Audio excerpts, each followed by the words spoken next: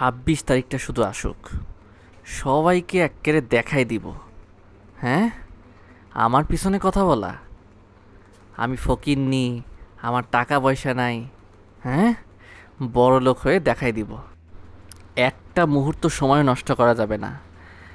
দরকার হয় বাথরুমে বসেই ট্যাপ ট্যাপ করতে হবে, কোনো সময় নষ্ট করা যাবে না।